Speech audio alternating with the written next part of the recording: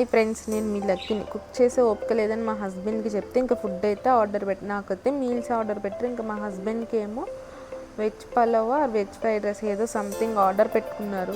ఇంకా ఫుడ్ అయితే వచ్చేసింది. అరే ఓపెన్ చేసి చూద్దామా ఏమేమి వచ్చినాయో.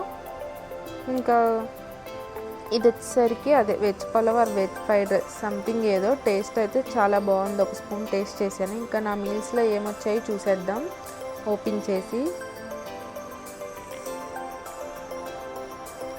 భలే ఇచ్చారండి. బాక్స్ కూడా సపరేట్ బ్లాక్స్ కింద ఇచ్చారు.